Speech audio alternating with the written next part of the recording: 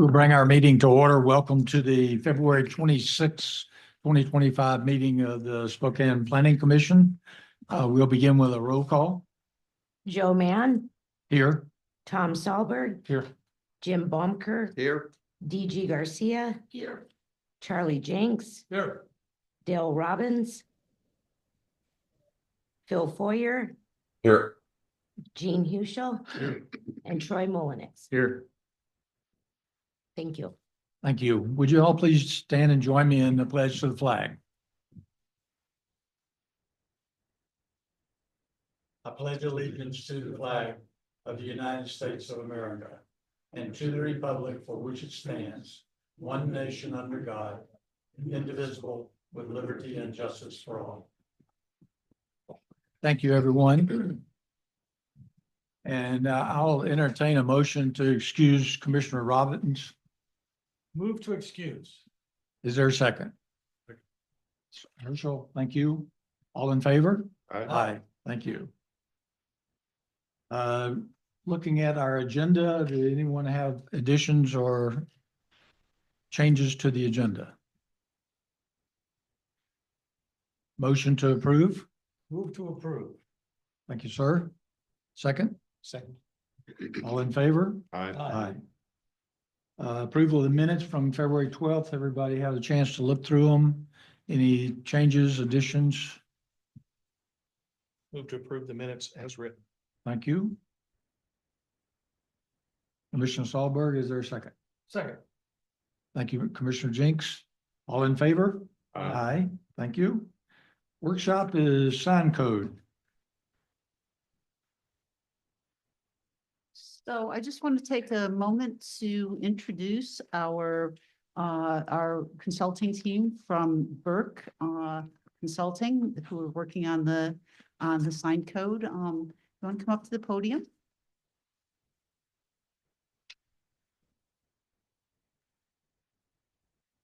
And so Anisa, why don't you go ahead and introduce yourselves? Hi, I'm Firdous Oneza. I go by Oneza from Burke Consulting. I will be the project manager for your sign code. Hello, everyone. My name is Michelle Ellsworth with Burke Consulting, also supporting the sign code project. Thank you. And Evan, do you have their presentation or would you like me to pull it up? Okay, thank you.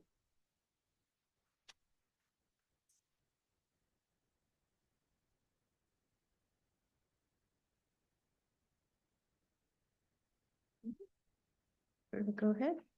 Please. You might want to pull the microphone closer. Is it Much clear better, now? thank you. Okay, all right, thank you. It's a pleasure to be here with you all in person today. We have been working with your city staff on the sign code project, and we have been reviewing your sign code. We had an initial review that we presented in the past. So this afternoon, what we will be doing, we will be presenting the sign code from the purpose of looking at the purpose and objective of the sign code and context of the sign code and what are the concerns that we have been hearing from the sign code. We also had a discussion with your stakeholders earlier today. So some of the concerns that we will discuss here as well. So main purpose of this presentation is we want to build an understanding and objectives of and context of the signage and discuss the opportunities and constraints. If we go to the next slide, and then next one. So right now your sign code is, the purpose of your sign code is to enhance the visual environment of the city, also to protect public health, safety, and welfare, and effectively communicate like create a visual communication effectively, and then have appropriate signage display for the city. If we could go to the next slide, this talks about objectives. So definitely your code wants to attract and invite businesses rather than demand for public attention. Also encourage streets to appear orderly and safe so that signage are not cluttered to block views or compromise safety. Enhance the visual environment the same way that it is in harmony with buildings. allow business identifications that is not duly hindered. So while you create this balance, you want to allow businesses to have their visibility and signage, and then also high quality of design that we have been hearing for Liberty Lake as well. So let's go to the next slide. So some of the, so what signage can or cannot, how signage can meet or may not meet the objectives. So we wanted to bring up this, the one on the left side, cluttering, because sometimes you could have a code that, and just not having a large sign can always convey the message. So that's what the image is for. Cluttering could not provide the right message or communicating the businesses properly. And then grouping sometimes in a nice way can actually can be more effective. And then some of the signages that are more pedestrian scale. So let's go to the next slide. So we will be talking about context of the signages. So legal context, and I'll highlight that. We discussed that before in our last presentation a few months ago, I think. But legal context is that it's legally required now that your signage should be content neutral. What it means is that when you have a signage, you cannot so if the code officer has to read the sign to enforce the signage, then it's not going to be content neutral.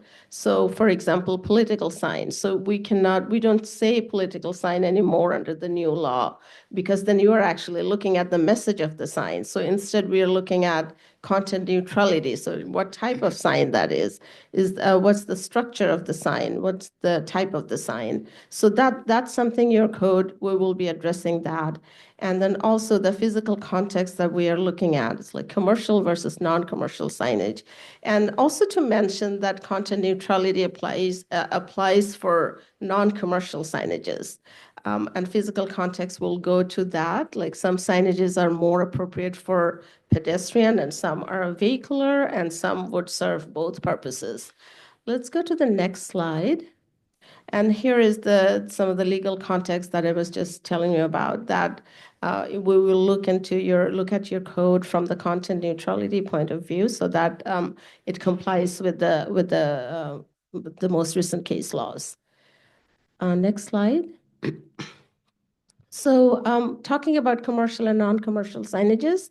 So commercial signages, they promote businesses, they promote products, and then advertising, their branding, and then they're near the stores, offices, so different types of commercial signages. And we just put a few examples of commercial signages: blade sign, window sign, wall awning, so all kinds of signages that can be used for commercial purposes. Most of them require permits, and then they can be permanent or temporary. Let's go to the next slide. And what is non-commercial sign? So signages that actually convey messages. It can be messages for philosophical messages or public information, or like I said, campaign signs. So those are social causes for different institutions, organizations. But then again, like I said before, that we don't say political signages. We don't say religious signages anymore. Instead, we say stake sign, or we say it's a board sign. So we would address it that way. Sign structures would vary for different non-commercial signages as well. And we will look at the regulations to be in compliance. Let's go to the next slide. So the context is important for signages. So if you are building, or if you have a very large sign for a pedestrian scale business, then it's going to be beyond the visibility. Or if you have a very small sign for auto-oriented areas, then that's not going to help either. So pedestrian-focused signages are scaled and sized to draw foot traffic. So some signages would serve both purposes. For example, freestanding monument sign can serve pedestrian and vehicular both. Awning sign could serve as a pedestrian focused, but entrance focused as well. And some signages could be creative signages that would create a sense of place. Let's go to the next slide. So again, context here, mixed-use signages, generally when you have a mixed-use area, the intent of mixed use is that it's more pedestrian-friendly, it's a vibrant community, so it's more geared towards pedestrian and foot traffic. So public realm is important. So we have some examples where mixed-use buildings or pedestrian scale signages are blending with the building design. Even the one on the bottom right corner is a corner building, and how corner building is designed with a clock, but then the signage is part of the integrated nature of the design. Let's go to the next slide. So we are also looking at some of the factors for sign code. So how the scale and distance and locations are developed for sign code. So we are finding some of the institutions who are researching on that. So it's always the eye line that guides, like when for pedestrian, that how far you are from the signage. So and how far up above that you could see from the signage. So it's the viewer's distance, pedestrian height, and the traffic speed. So all of those to be considered. Let's go to the next slide. So these are some of the signages that we think that we will bring this all together so you can see that some of the pedestrian scale versus auto-oriented signages and their scales. And if you look at the right side, the person standing in front of a signage balances the height of a person compared to the wayfinding signages on the left side. So it's viewer distance, pedestrian height, traffic speed, and we're also finding out that standards for auto traffic, like at 35 miles per hour, driver can read 6 to 8 words, so and 3 lines of text. So if you put more words, would that be effective or not? I mean, those are the things to consider. Let's go to the next slide. So generally, the rule of thumb is that, I don't know, Michelle, do you want to add anything to that? Michelle Yeah. could. Absolutely. So I can speak to this slide. Essentially, we were looking at some other standards, such as through the Federal Highway Administration in terms of sign standards. And, these sign standards are forming the height of the letters, especially in terms of distance. And so again, it's really thinking about that context. So for example, Ineza talked about the distance, or, it's like the 3 lines of copy when you're going 35 miles per hour. Whereas if there's a sign in a parking lot, drivers can focus for about 4 to 6 seconds. And so that's going to affect that font size that you have for that particular sign. It's really important to use that short and clear text, some high contrast colors. You're going to see that regulated in certain sign standards, as well as the placement, as Vanessa had spoke to earlier. And also in addition, based off of how fast someone is viewing a sign, that's also going to affect the sign area, as you can see on the right-hand side. So for example, if you're going 55 miles per hour, it might make more sense to have a larger sign versus if you're going much slower, you might be able to get by and be able to communicate with a smaller sign. Let's go to the next slide. So these are some of the examples that we wanted to bring in, that this is a pedestrian scale signage that has all the signages, a lot of the signages like blade sign, awning sign, and then window sign. And there is also a signage on the public signage on the light pole. So some of the examples like this would catch pedestrians' attention and how to catch that. So next, go to the next slide. And again, this is again another pedestrian realm signage where you see that the pedestrian walking through the sidewalk, and the A-frame signages, they should be away from the right-of-way. So that's another area that we would look into in your sign code about right-of-way signages. Next slide, please. Yeah, and then we are moving to an autofocus signages. So this could be generally like monument signages. When they're autofocus, they're larger, but sometimes they can serve both pedestrian and vehicular. So let's go to the next slide.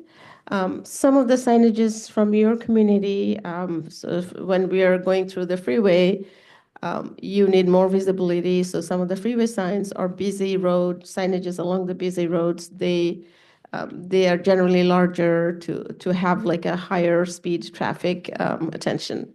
So let's go to the next one. Yeah, so, and then we had discussion with your stakeholders and we discussed some of those key issues about signage. Today's discussion, we got really good input from your community stakeholders today. We did discuss about square footage, not too much about signage typologies. We will be looking at signage typologies, but we did discuss about real estate development sign. We did talk about off-premise commercial signages. We talked about sign design regulations in terms of square footage, copy and logo, and then all of those items, signage, location, temporary sign requirements, placemaking signage, and approach for placemaking in specific areas. And then we also discussed that wayfinding will be not part of this scope, but we will be looking at the other aspects of the sign code right now.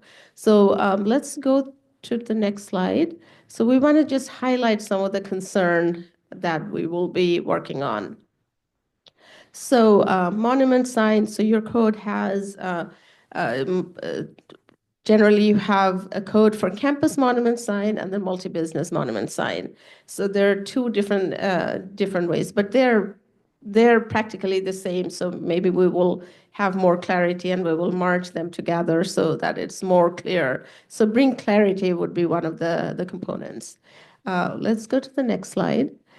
Real estate development signs. So that's something that we have been hearing a lot.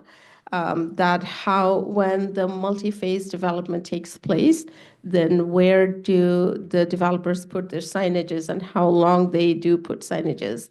So we have looked at your code where, so you have a real estate development sign and then also there's construction signages. So different ways to handle, but then we are hearing that large and long-term developers don't have enough capability to have their signages to show the multi-phase development. So that's something we will be looking at as well. And Lisa, please feel free to jump in if you want to add anything. I would just say that one of the things that we heard is that when you look at the longer phased subdivisions, the concept of having a development sign related to that, it's not, we do allow for monument signs for the development, but it's really, that's a more permanent type of sign. As you enter it, you know, signs related to the lots that were available for sale, or the fact that they're developing, or this is the next phase, or there's going to be a park here, et cetera. And we talked about kind of the concept of maybe coming up with different from a construction sign, which is a temporary sign that is for a period of 1 year, that we might look at more of a midterm, like a long range temporary sign that would maybe we would have would require renewal every 3 years or something like that, so, to try and address those sorts of things. So we're going to be looking more at what some other communities are doing in this arena and bring something back to you to kind of resolve the tension between those two concepts. Let's go to the next slide. So then off-premise commercial signage. So that's another thing we would like to address on your code, that if there's a public works project going on construction and businesses don't have visibility, can they actually provide off-premise sign? So that's something we want to address or clarify in the code as well. Let's go to the next slide. And then copy and logo in the sign design regulations. So this is where right now your code has certain standards about how the total area is measured. And there's a 3-line limitations in the copy and logo sign. So there are some clarity needed in that code. So we are going to look into that as well. So next, let's go to the next slide. Some of the concerns that we have about, heard about square footage, about window sign, we also, during our review, we felt that your window signage needs more clarity. And it's, so what's the percentage? There's a 20% bonus, but then how big the sign can be those are unclear, so we're looking at those issues as well. Let's go to the next slide. Square footage, again, it's the same concern that if you have a large facade, large wall area, but then there's a cap of how big your wall sign can be. So the challenge is that a big business may not have a proportionate signage area. So that's something we're looking into in other jurisdictions' codes as well. Let's go to the next slide. So then this is another concern that we're finding, that how the code defines the wall signs. So right now it defines it talks about primary building wall and secondary building wall, and your signage is based on the primary building wall size, but then it doesn't say exactly where.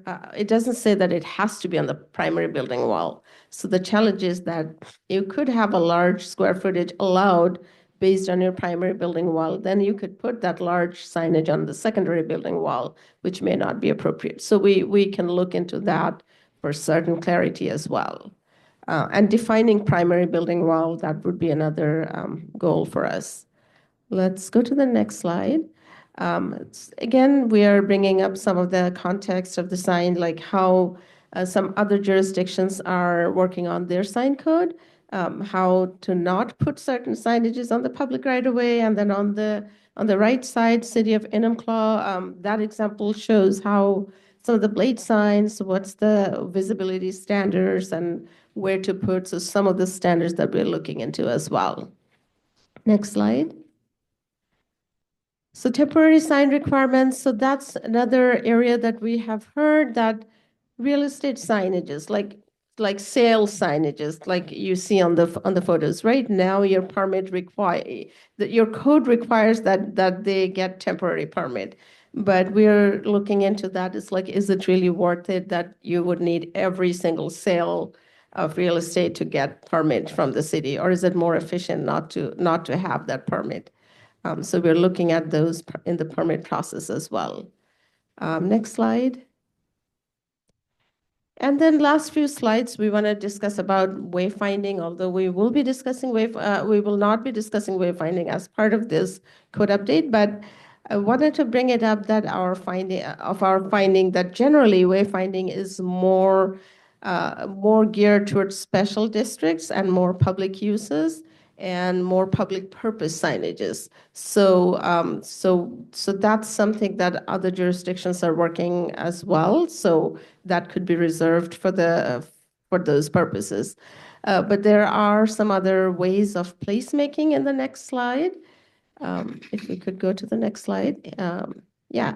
So the creative ways of placemaking. So there could be different ways of signages that could be part of the placemaking as well. So yeah, we wanted to bring it up for your attention as well. So there are different ways to do that. Was there another slide or in between? Yeah. So this is another slide where we want to highlight the placemaking for different ways to use signage for placemaking. The one on the top right, that's in Wenatchee, Pybus Market. So that's one placemaking signage. But then again, the one on the left side, you see that Blake sign and some of the signages can also contribute to the placemaking.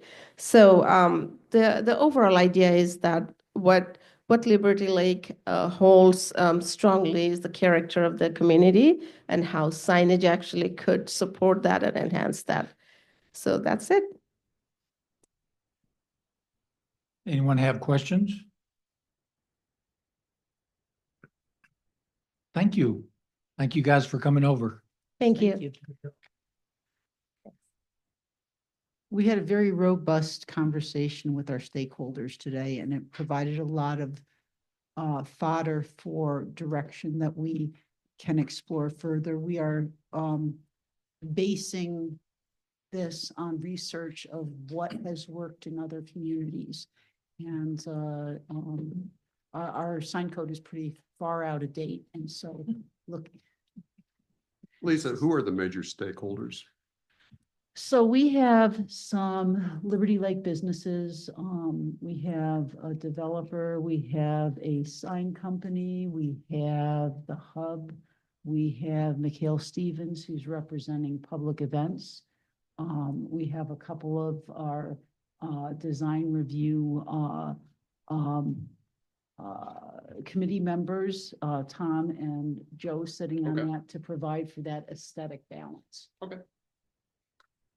Lisa, what are the deliverables on this element? So they will actually be preparing a draft sign code for us. And so we're not there yet. We're talking through it. We're still gathering information. And so we will be kind of noodling through that a little later in the spring and early summer. So we'll be bringing back some red line drafts to you, and it's going to be a lot of pretty significant changes. When Burke presented last time, we talked a lot about the different structure. Staff is strongly recommending that we divide it by commercial and non-commercial signage. And the reason why we want to do it that way is because there's two different legal standards for commercial versus non-commercial signage. And then within those categories, there'll be different types of signs, including temporary signs. So more to come on that, but we're, like I said, we got great feedback today, and Oniza and Michelle did a great job of leading a facilitated discussion this afternoon. So that was super great. Thank you very much. Thank you. I have one question. Yes. Good presentation, very informative from the standpoint of, there are so many nuances of signs, but I didn't see anything in regards to federal or state laws. I'm sure there are federal or state laws that apply. The Constitution. Well, of course, but when we have a federal or a state law that applies, do they apply to commercial only, or do they apply to? They do not apply, there are not state and federal regulations related to signs. It's a community by community standpoint. The only place where you're going to find state or federal regulations have to do with the highway system, and that they will regulate. So WashDOT does have standards within the highway corridor. But there's nothing for a realtor sign. There's no federal laws or. Well, Well- there is case law that says that signs, non-commercial signs must be content neutral. Right. There's also That's- case law that says that we can limit off-premise commercial signage. So there's quite a bit of case law around signage, in fact. But it all really relates back to constitutional issues. Thank you. So that's the tightrope we're walking with this. Thank Any you. other There's another questions? nuance. Thank you. Shall we move on to housing policy? Can I jump in? Yes, sir. I know over the years, this has been a really kind of a moving target, and I know you're in the early stages of doing an overhaul on this sign code. How do you anticipate, Lisa, that it may positively or negatively impact what's existing?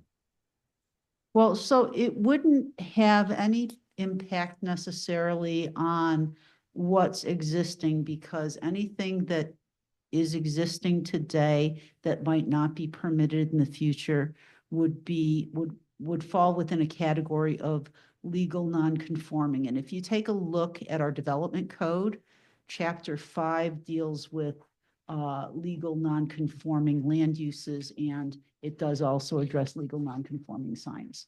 So it wouldn't necessarily impact anything today. What I think that one of the things that I think will be an outcome of this, or that I hope will be an outcome of this, is that our sign code is more approachable. It's more context sensitive, and Lisa talked a lot about context. We have a lot of areas where we have businesses that do not front on public right of way. So they don't have this, so they have a different visibility challenge than those that have frontage on the public right of way. And so coming up with some standards to deal with those kind of challenges. Again, the size of, Anisa talked about this a little bit. We do look at building facade, a percentage of building facade to determine the size of sign. But we're very, very limited when it comes, we have a cap on it. So for larger scale buildings, the signage really ends up looking like a little postage stamp along the wall of it. And so having more, having a little bit more flexibility. Again, we want to, it's a balancing act. It is a balancing act. We really want to be sensitive to the aesthetics that this community values. And we want to make sure that we don't end up with a division street. But the flip side of it is that we do have to balance the need for the public's ability to find our businesses, and our businesses need to promote that they're there. And one of the stakeholders on our stakeholder committee is actually Ace Hardware, which is a great example of somebody, rather substantial retail establishment that's so far off the right of way and doesn't have the ability to have signage right on Liberty Lake Road. And so again, we heard some good brainstorming about how we might approach it. And Anisa and Michelle are going to be doing some additional research for how others have approached that. But that is probably one of the larger challenges we have here in our community, particularly on Liberty Lake Road and on Country Vista, where we have a lot of commercial development that is off the public right of way. Other questions? Anyone? All right, we'll move on now to Thank you. housing policy. So, Evan, Sharifa is in the wings, and I wonder if you can promote her. And I think she's going to be running her own presentation. So if we can let her share her screen. Hi, I'm here. Can everyone hear me all right? Yes. Yep. All right. Okay. Let me share my screen and we'll get right into it. So the last time we met, can everyone see my screen? Yes. Okay. The last time we met, we talked about a set of policies. Some of them were required by state law, and some of them were merely recommendations. So what we're going to focus on today is just the recommendations. Since the requirements are given, we know we must adopt them into the code.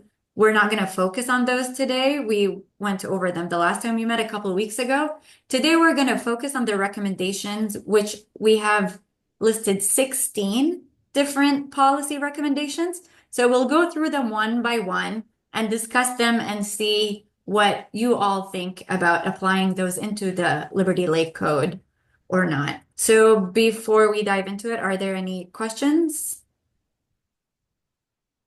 Okay, hearing none. We'll get right into it. So these recommendations came from either the Commerce's Housing Action Plan or from Commerce's Guide to Developing the Housing Element. So I'm referencing in the bold text, you'll see which specific strategy this came from. So this first one relates to the HAP strategy about increasing the allowed housing types within existing zones. And what we're proposing for Liberty Lake is to expand allowable housing options, such as tiny homes, cottage housing clusters, and co-living developments in certain residential and mixed-use districts in order to increase diversity of housing options citywide. So I'll open that for discussion and hear from you what your thoughts are about introducing these 3 different housing types into the Liberty Lake Code. So to the extent that you have existing HOAs that do not allow these housing types, those are still going to be in effect. That is correct. New HOAs would have to allow, or that's what we have to decide. No, so there is some of these changes that we need to do. There are some of these changes that we need to do part way, not the full meal deal as we get through here. And some of these that are really options. Again, if I thought we were just gonna talk about the optional ones. the yeah, ones- we are talking about the optional ones, but there's parts and pieces of it that may need to happen for different reasons than just because it's outright called out for, and when we get to those, I will point those out. We talked a little bit about the permanent and supportive housing. That's one where I think we need to do some things there. But in this particular case, this is really focusing on some things. Now, first of all, we have cottage housing already identified. We define it in our code, but we don't have any regulations around it there.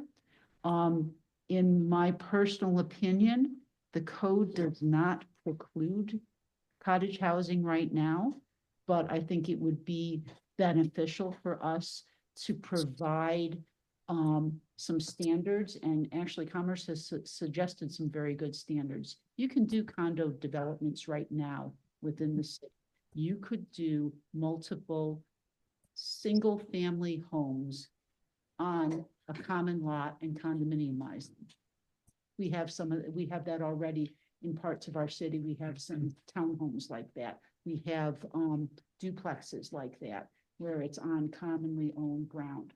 I assume currently we have no co-living developments. We currently have no co-living developments, but I want to, except for with the exception of guardian angels. Okay. There's an example. Yes. And that's one of the reasons that it may be valuable to consider co-living arrangements as a possibility, because it does provide for supportive housing.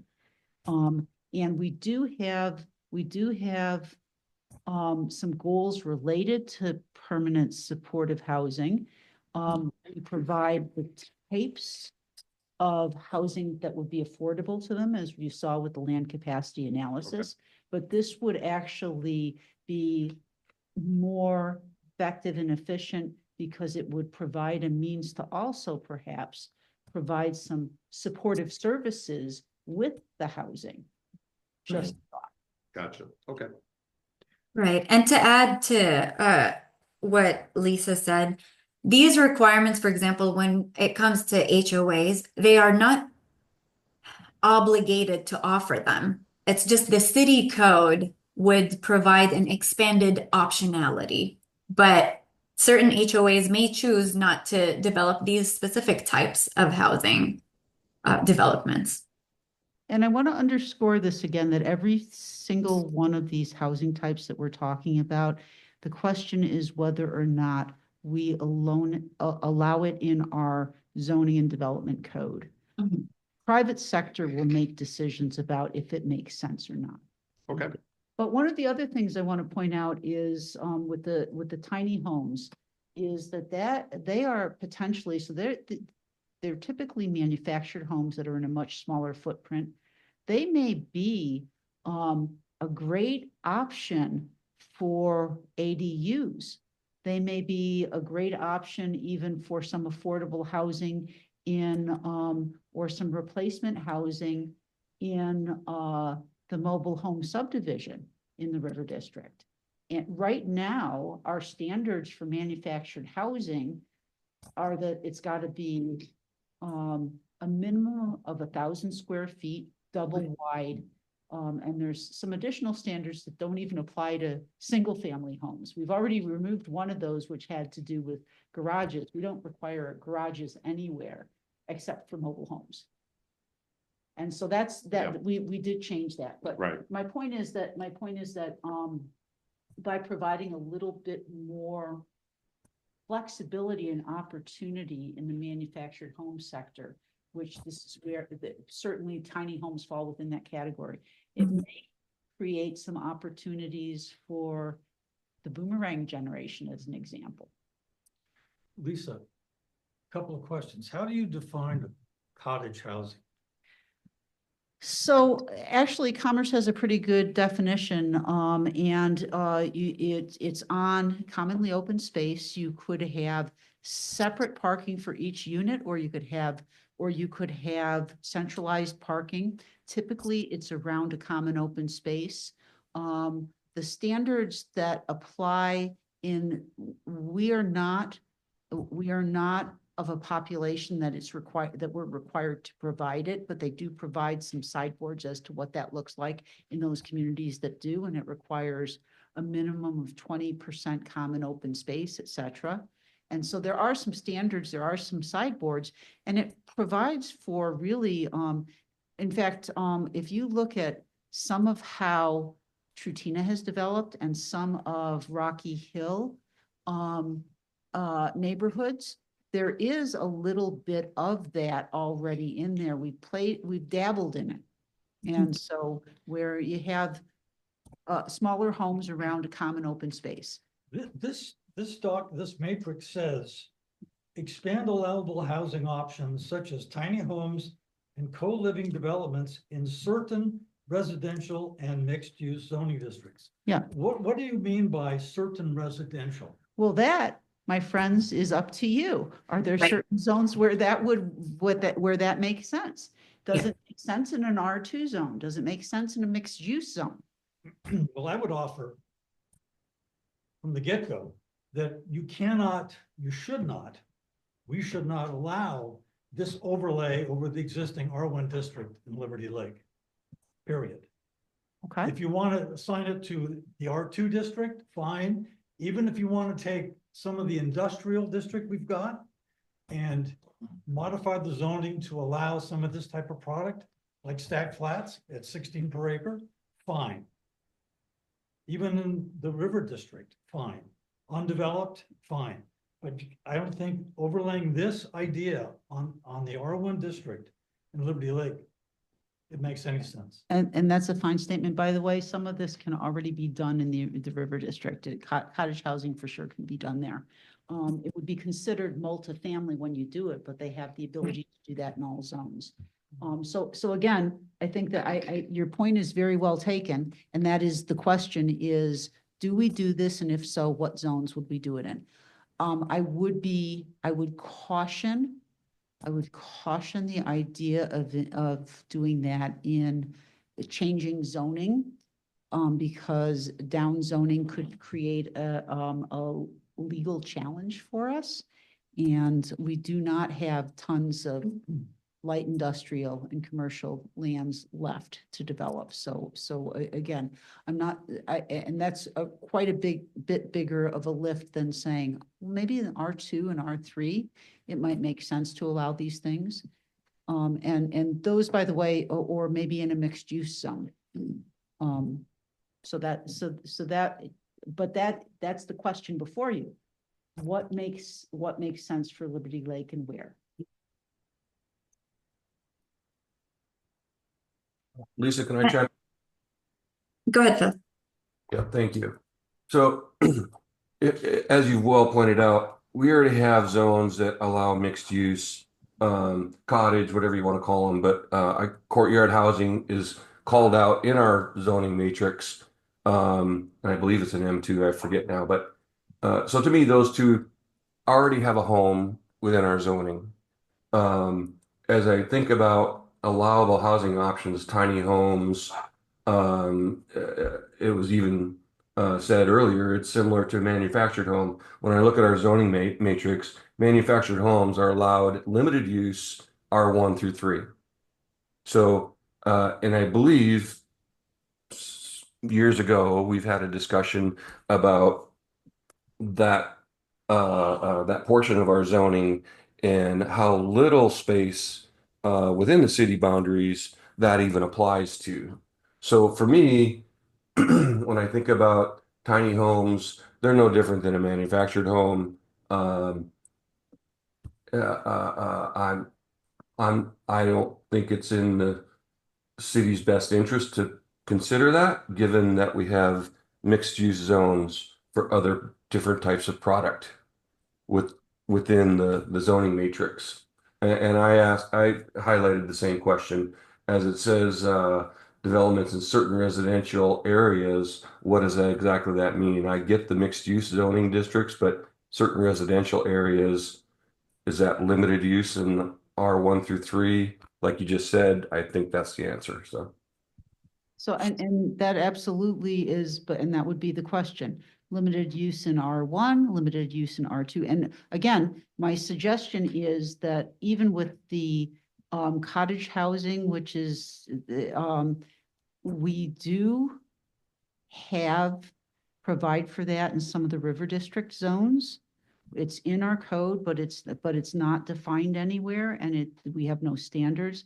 I would respectfully suggest that it's something we could consider. It is a single family form of housing, but that's just oriented a little bit differently, with the streets around the back and rear loaded with the homes facing on common open space, etc.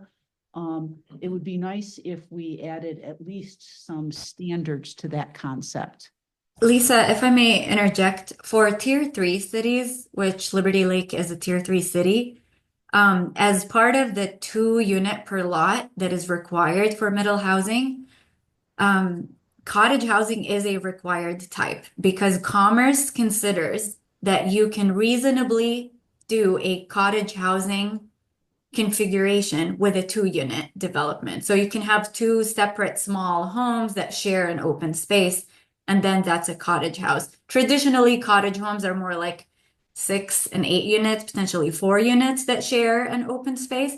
But Commerce considers that you can reasonably create them with 2 units, which means Liberty Lake is required to allow for a 2 unit cottage housing configuration everywhere that is residential.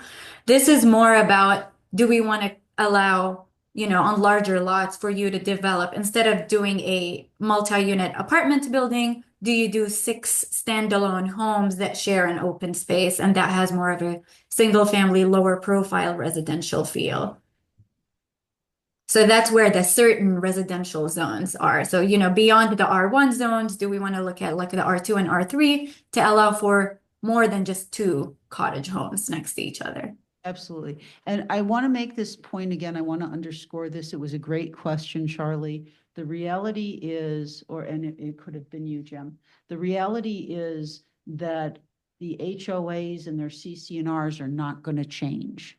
New HOAs, they could change. And we don't have tons of land, but we do have some R2. We've got about 35 acres that is west of the high school where we may want to allow a little bit more creativity and development there. And again, the concept of smaller homes, we have to allow for a range of homes in the ADU arena that would include tiny homes potentially.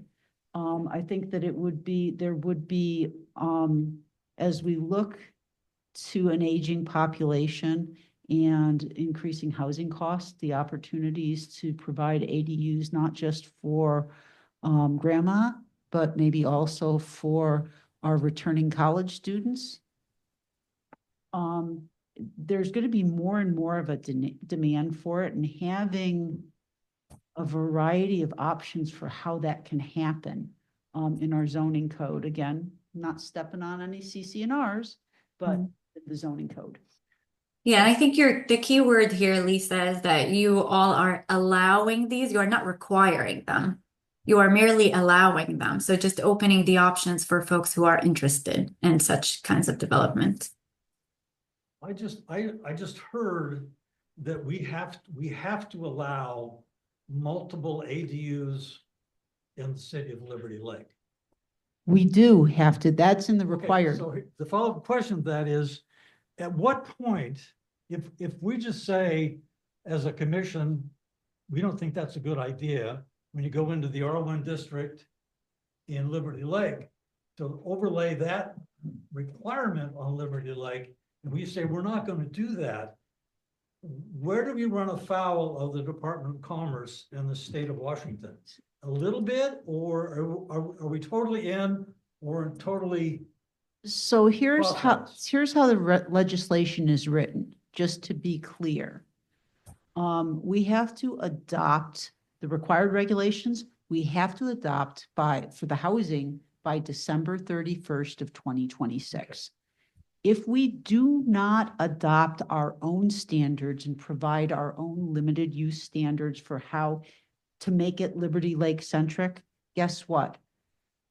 Commerce's rules go into effect, and that becomes our zoning ordinance. Those would become the regulations for that. So we can customize our own ordinance to meet our own needs without being crosswise with the Department of Commerce. As long as we're meeting the minimum requirements, yes. And the minimum requirements are, So we have to allow for, and I believe, given our city size, we have to allow for at least one ADU per lot. Or Okay, it's actually if it's a single, so let's say the first layer is you have to allow 2-unit middle housing on all residential zones.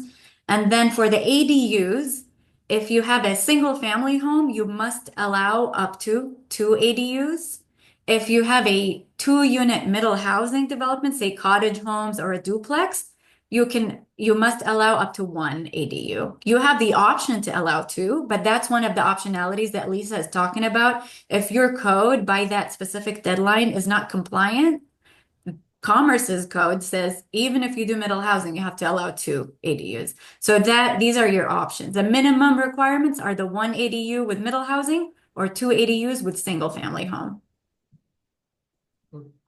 minimum requirement, if I'm listening correctly, minimum requirement is 2 ADUs for a single family Mhm. lot. That's correct. Much of Liberty Lake is R1. And even in the R1 zone, we allow for, and I want to be clear on this, But we they're allow for talking 0 lot of line. 2. Right. Even in R1 zone, we allow a 0 lot line of townhomes up to 3 units. R2 goes up to 4 units or 5 units, excuse me. So you already have this in your code, a similar form. Sure. So again, keep in mind what the zoning allows and what the market will build are 2 different things. So if you go into Scout, which I did, and I just picked lots in the R1 district in Liberty Lake.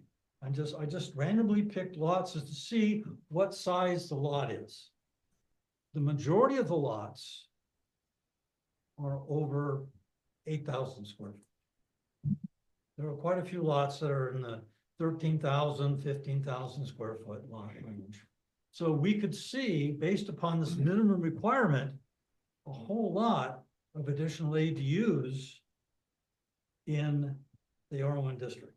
But for the CCNRs. And the other thing I want to caution you on is that, and you know this, we do have larger lot subdivisions. Where we have larger lot subdivisions, they're larger lot because they are topographically challenged. They have a lot of slope, a lot of rock outcrops. Okay. And so, I agree. the smaller lots, if you look at what we have in Rocky Hill and you look at what we have in the River District, those tend to be much smaller lots, more common open space, but smaller lots. And we do have all of those housing types. Can we move forward? I'm sorry. So, I am not hearing any consensus on this, but and that was the hope, was that we would come to some decisions on these in terms of what we think. And then once we have what the Planning Commission recommends, then we push it out to the public, was the thought. And maybe we need to do something different. Maybe we need to ask the public opinion on letting them know what is required versus what might be optional. But I thought that it would be valuable to give you all a first crack at kind of deciding what makes sense. If we're committed to trying to reduce barriers to housing affordability here in the city of Liberty Lake. These are some things that we really might want to look at. And so that's the spirit of this conversation is, does it make sense here? I know that, and again, the things that are required are just required. So let's not spend tons of time on that. Let's focus on these other items that might provide the ability to move the needle in some areas, not a lot of areas, honestly, because a lot of them are already under CCNRs, but in some areas within the city. So do we go through this and vote on every item on the matrix? Well, we could, or we could go through and talk about it today and just have a general conversation and then come back to it and maybe kind of go through and see, after thinking about it, after reviewing it, after looking at the code, what are your thoughts? Well, I don't know about anyone else, but I've been looking through this and I'm in no way ready to make any kind of decision on this personally. I've looked at it and I still, I can't make a decision yet. Okay, well, let's walk through and let's have Sharifa go through this, talk about it, what the benefits are potentially, how it addresses the needs. We can talk about how it may or may not be appropriate in Liberty Lake. And by the way, this is just a first round straw poll that I'm talking about, so that we can kind of maybe start to shape what the housing looks like, so that we can get it out to the public and ask for their input. I'm not asking for decisions, but I am asking. Where are the co-living developments allowed currently? I'm sorry? Co-living developments, in what zones are they currently allowed, or are they restricted in Well, all zones? so we do have an allowance for supportive housing. And in all residential zones, and we have some standards associated Okay. with that. And so that is something that's allowed right now. We have some separation distances that are problematic. We have, for the same reasons that we talked about emergency housing, but I wasn't required to do that to get the LCA across the finish line. It will be a problem for us to meet the housing needs for permanent and supportive housing unless we change some of those. And that's in this list down the pike. So, but we do allow for that in all zones, because all residential zones, because it was a requirement back in 2021. We made the change to our code. Lisa, can I add something? Sure. Yeah, just food for thought. I guess I don't see this as a top priority in this discussion, simply because the other required legislative mandates are forcing us into a lot of things that we probably don't want either. So for this small piece of the big pie here, I don't think it's worth consideration. That's just my opinion. The first one, the The expand first, mobile the housing. first one. Yep, the first one. Any So other- solely based on everything else that we're going to discuss. Thank you. Does anybody else have any other thoughts on this, or should we move on to the next one? Move on. So Sharifa? All right. So the next one is about increasing density limits. So it refers to the HAP strategy Z7. So the recommendation that we're making based on the existing Liberty Lake zoning code is to increase the maximum density for attached housing in the R2 zones. Currently, it's 12 units per acre. We recommend increasing it to 16 units per acre because that is more common with the types that is anticipated to be allowed or currently allowed in the R2 zone. So just the density itself, the types are allowed, but the density is limiting. So we're saying let's just increase the density instead of 12 DUs per acre to 16 DUs per acre. So it's more appropriate with the types that are currently allowed. Any objections to that? Good idea. So that 16 per acre would get you stacked flats. 2-story stacked flats. Yes. Okay, and that's a good product for either rent or sale. Can I add to this part of it? Sure. Thank you. So, I guess my thought on this is, to date, we continually get substantial negative pushback from our residents on any time a new high density project is approved or is built. As I refer back to the strategic plan summary of 2023, one of the questions on there was, what is the most unsatisfied, what are the things that are you're most unsatisfied about Liberty Lake? The first one was lack of amenities, pool, dog park, so on, so on. The second one was the town center. The third one was the way growth and development are managed. And when I read this, I couldn't help but think of all the pushback that we've received over the different projects, the high density projects within the city. And now we're just going to encourage more. So if I may, Phil, these are densities that Greenstone's already realizing in the in their river district. So Say that again. I'm sorry. Greenstone's already realizing these densities in the river district in the RDR and the RDM zones.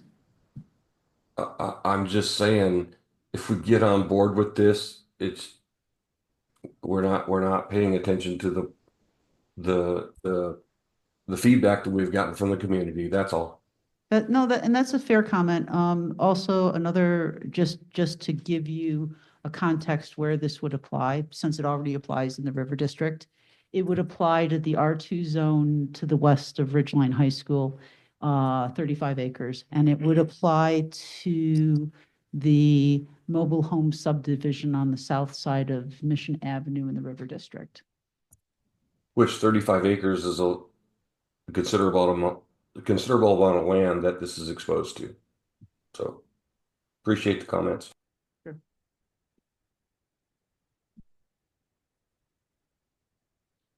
Right. Comments? Moving on. Yeah, I think we are. Okay, so regarding ADU standards, we talked about the requirements that are like if we're doing a single family home, we have to allow 2 ADUs. If we're doing middle housing, we have to allow 1 ADU. These are additional requirements to consider, additional recommendations, sorry, to consider. So it's to allow more ADUs, so allowing the 2 ADUs to be built with duplex or middle housing configurations, is that something that we want to allow, or are we considering that the 1 ADU with middle housing is sufficient? And then second is removing the existing ADU standards that require a certain number, like a maximum number of bedrooms, or you have to put a fence that is 6 foot tall if you're building an ADU. And if you have an ADU, you have to have a certain roof slope for that. So just design considerations. Well, and those design standards, Sharifa, if I may, the RCWs actually say that we can't apply those standards if we don't apply them to the single family house. So we do not have those standards for the single family home right now. So we can either apply those standards to all of our single family homes, or we can remove the standards and make them consistent with standards for the rest of the housing.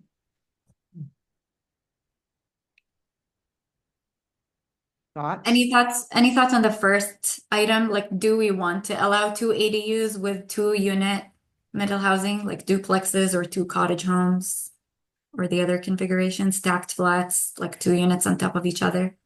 From the discussion that we've had, I don't think that anybody in here has an appetite to have it 2 per unit. Sounds more like it should be 1. I would agree. I would, yeah, I would agree with that. And Yeah. are you, again, I kind of saw some heads nod that it makes more sense to remove these design standards from the ADUs? Okay, okay, thank you. I'm sorry, I didn't hear that. What was the, what did Tom say about the allowing ADUs on duplexes again?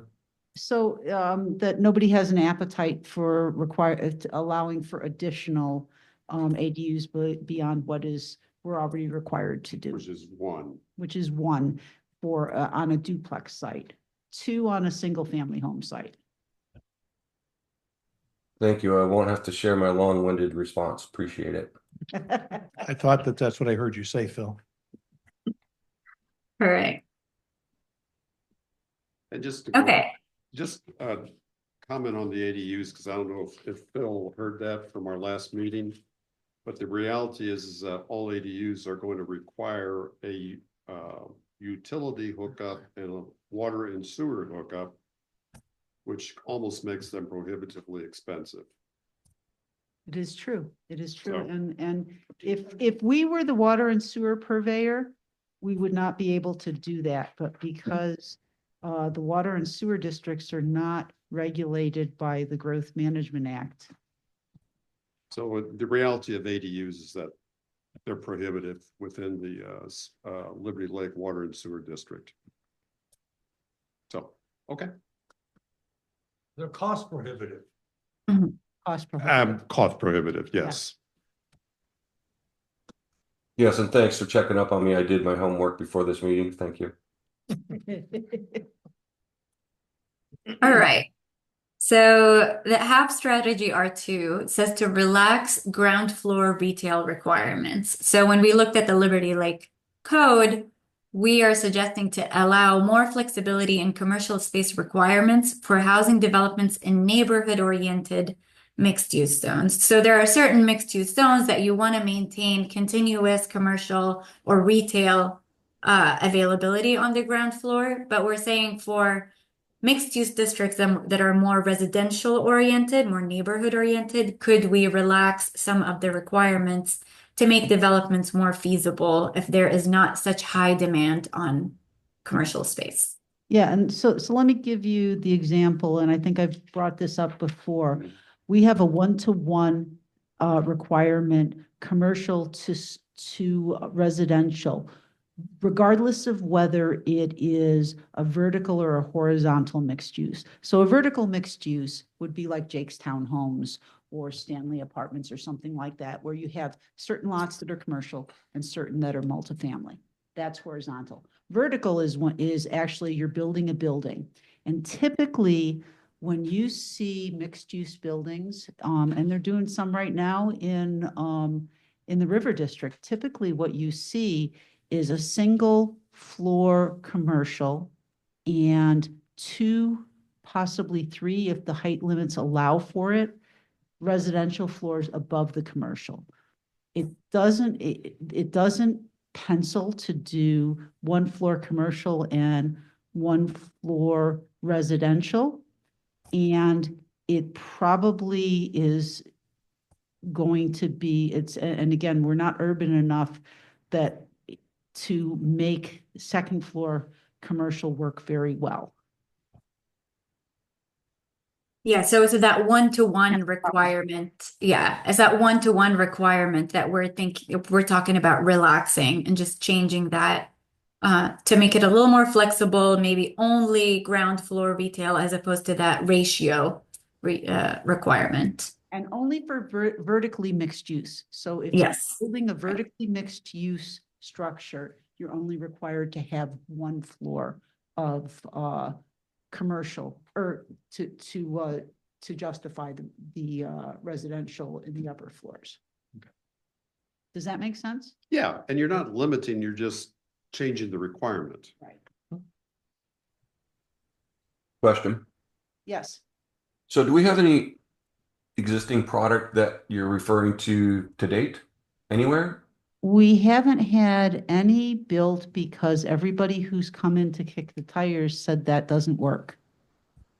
Okay, so it's But not, we have a couple a couple right now that are under construction in the River District that are ground floor commercial with a couple floors. One is 2 floors and one is 3 floors of residential above. And in the Meadowwood Tech Center area that we rezoned, we were promised that we were going to see one ground floor commercial and a maximum of 2 residential.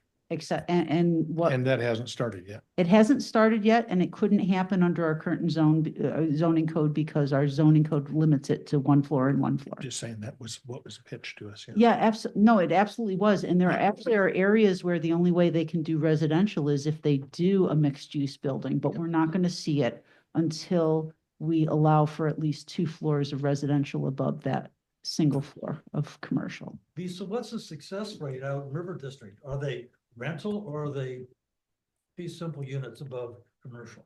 So they are, right now, they're under construction. They haven't even been built. How they do it in Kendall Yards, I think they have a mix of both summer condos and, well, no, let me take that back. Because the condo laws haven't changed yet, but he's talking about some being condos. But right now it's rental up above the commercial. But again, that's the big push. Even this session, they're pushing to get the reforms that they need to make condominiums more economically feasible.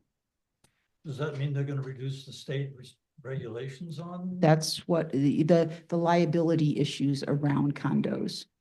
And if we're going in that direction, you know, if I heard you correctly, you said that the city of Liberty Lake does not review these CPR applications, The CCNRs. condominium property regime So document. So actually, there's another requirement. We don't, but we haven't seen a lot of that. Right now, everything has been 0 lot line townhomes. We are going to see more of that. But what we're also required to do as part of the, as part of this is we are also required to allow for what they call unit lot subdivision, which includes both subdivisions like short plats for any, you have a duplex with with an ADU, and we have to allow those to be divided. We also have to allow for condominium development. So then. So that will do be you part of, envision doing some of that review? we have to under the code. So we're gonna have to, so they have some model ordinances out there that will be part of the regulations that change with this comp plan. 2 other questions if I can. Sure.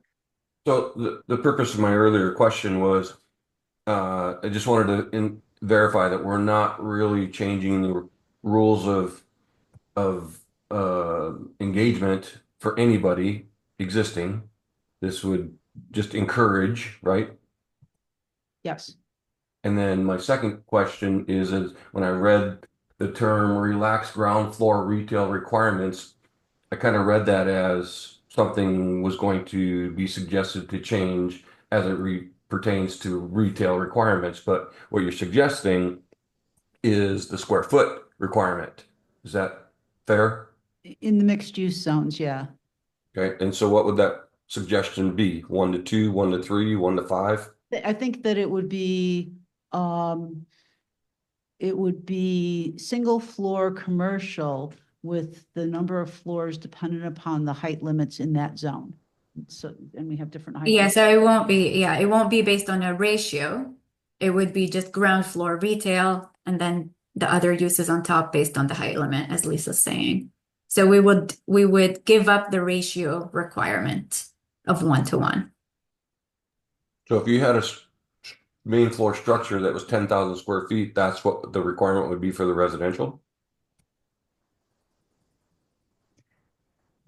I'm not sure. I mean, yes, if that's what you were proposing to do, but I think that typically, I don't know, Phil, I mean, you're the developer, I'm not, but I think typically you would structure your building proposal based upon what makes sense for the use. I'm not sure that 10,000 square feet of commercial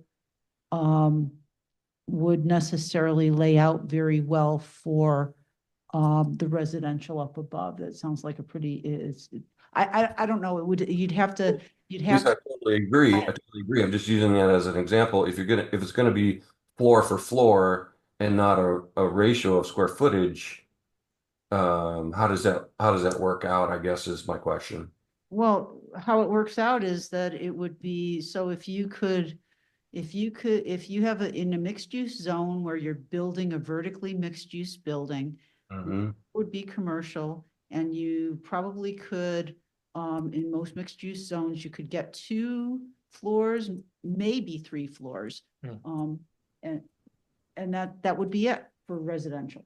That's what it would look like. Not unlike what you see in Kendall Yards, not unlike what Greenstone is building right now in the River District. Right across from the coffee shop. Yeah, right across from the coffee shop. Do the floors have to be the same square footage? Not necessarily. So you could, in Phil's case or example, you could build a 10,000 square foot commercial or retail and then have a 600-foot penthouse for floor 2 residential. Yes, you'd still have to get through design review. Right, but I'm just saying, like, just using the example. Right. Yes, you could do that. And actually, you see this a lot in Spokane where they have the stepped design. So that creates some private indoor outdoor space and whatnot. So, yeah. Right, and sometimes you have, obviously, depending on the size of the lot, you can have the lower floor as retail, and then you can have the donut shape residential on top with a courtyard in the middle. So there are variations. You don't know, adding a requirement that says, for this area, you have to have as much area of something else, or trying to equate the floors to each other just makes it a little more stringent, and we're trying to make the codes a little more flexible to allow flexibility in design. Yep. Okay, so what I'm hearing though is that there's a consensus that generally that direction makes some sense. Correct. Phil, I can't see your head nodding. I'm seeing everybody else's head nod. Are you good with That explanation was great. Thank you. All right. Okay, next tab strategy. Now we're talking about the manufactured homes and the tiny house communities. Do we miss the off-street parking requirements? Yes, we do. The Or HAPR 1? I think that's coming up. We haven't covered it just yet, the parking. Okay. Okay, so regarding the manufactured homes, one thing that we touched upon a little earlier is removing the design requirements currently used for manufactured homes. Like they have to be multi-sectional and they have to have like a certain roof slope, and these are not required for other housing types. So just removing these design requirements. And then the second one that we also touched upon is that currently the code requires a minimum size of a manufactured home to be 1,000 square feet. And this prohibits us from developing tiny house communities in manufactured home areas. So removing that requirement of a minimum size would allow us to develop more of the tiny home communities. Are we getting pushback from folks who are doing manufactured homes now in Liberty Lake on these issues? So right now, the lots where we have manufactured homes are a little bit smaller, so it's a little bit more challenging for them to do ADUs. So what more often than not happens is we have issues with people living for extended periods in RVs because that's what they have the room for. Or the And so- one trailer that you had ended up having to remove that's right down the street from us. Right, and so it becomes a code enforcement issue, but if we had an allowance for somebody a way for somebody to get there, which I think this would allow. And the other thing is some of these tiny homes are quite nice, if anybody's seen them. Yeah, and to add to that is that sometimes 1,000 square foot or 1,200 square foot manufactured home may be out of reach in terms of maintenance costs and everything for someone with very low income. So tiny homes would allow something smaller and less expensive to maintain. So it's just expanding these options by removing this minimum requirement. Can I comment? Yeah. Thank you. So like I said earlier, for me, tiny homes are no different than manufactured homes, regardless of the size. As I read our zoning matrix, manufactured homes are limited use, and it states on individual lots, which kind of tells me, where did it go? Yeah, on individual lots, which tells me that's spot lots. That's not a coordinated group of lots, nor a I don't even know what the proper term is. A manufactured home park? No, we don't have any manufactured home parks here in the city of Liberty Lake, but we do have a manufactured home subdivision. There you go. Subdivision. Thank you. So a similar type subdivision product, if that was what we were talking about, fine as a limited use. But the way I read this for our matrix, it says on individual lots. So that means any lot anywhere within R1 through 3. And for that reason, Well, so we haven't developed the standards yet. These are just for discussion purposes. I would respectfully suggest that we'd still have limited use standards for these. But first we have to decide if it even makes sense. Right now, manufactured homes require 1,000 square feet minimum, and they have these other design standards. I'm not saying that we wouldn't do design standards. And actually, if with the cottage housing concept, that might also be something that could potentially be a tiny homes cottage housing development potentially. Again, not a lot of land in the city that's not already entitled, so I don't see there's a lot of room for that, but there could be some smaller opportunity sites. So do manufactured homes go through design review? No. They do not. No, and actually, one of the things we're gonna, but we review the limited use standards when we're permitting them. So that's an ministerial review. Actually, we have to get away from design review, and that's one of the required changes for residential. And so, so just saying, but that doesn't mean that we wouldn't still have our limited use standards that are reviewed administerially by staff.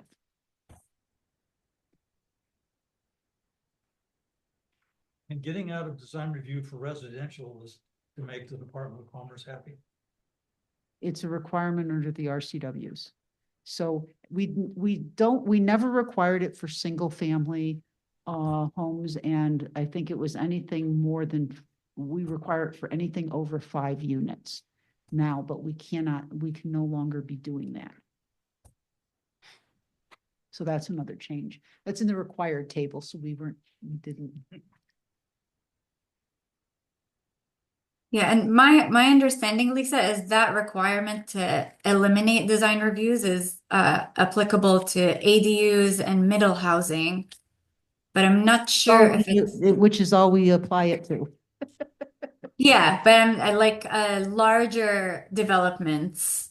I think cities are still able to have design reviews that are not administrative design review.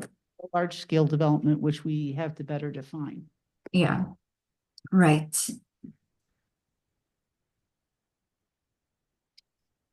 Okay, are we ready to move on from this one? Do we say like we have an opportunity to explore design standards for tiny home communities, but we can start by eliminating the somewhat unnecessary design requirements for manufactured homes, like the area, the minimum footprint, or the roof slope.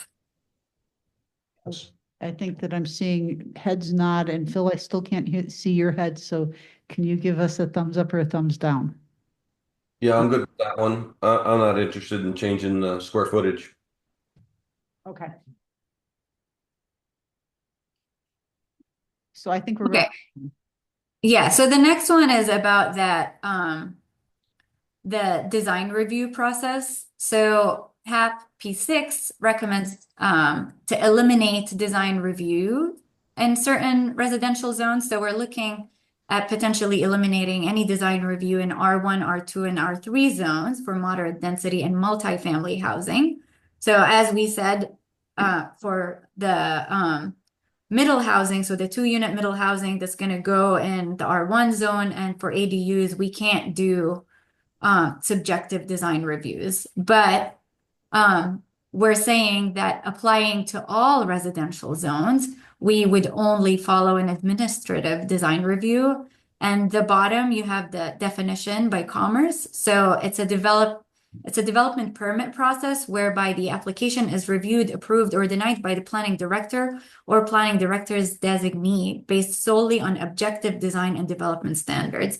So it doesn't have like something that's more subjective. Do you like the design or not? So the code would be specific. These are your requirements. Does it comply or not?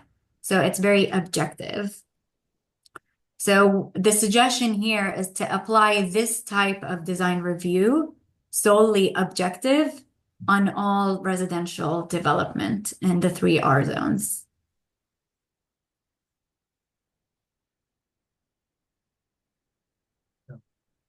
I think yes. Other thoughts? I'm getting a no and a yes. We don't have a consensus. I think yes. Anyway, I think yes. I'm seeing Yeah, that's not. Phil? Jean. I will go yes, if we're going to. Commissioner Foyer? Yeah, I'm still trying to wrap my mind around how this improves housing. So it's not necessarily that it's aimed at improving housing. It's aimed at reducing barriers to affordability. And I think one of the things I will say, for what it's worth, we only with multifamily do with larger than 5 units is the only time that we do and in mixed use zones. Do we do multifamily review or the architectural design review? Ours is as close to an administrative process, but still involving the Planning Commission Design Review Committee as it could be. We don't have public hearings. We try and keep it. We do have to tighten our design standards, but we know that. But we do have some somewhat objective design criteria that we go through, and you guys on the design review hear me banging on the drum, the human scale, the articulation, the et cetera, et cetera, et cetera. We do have some very specific So you're going to have the administrative design review. Yep. Which is pretty much where you're at right now anyway. It doesn't quite meet the definition, but Yeah. it's close to, and so, but at the same time, if we can streamline it, I know that these recommendations are geared more towards, I know you all know the story about Seattle and the 18 months to 2 years to get through their design review committee.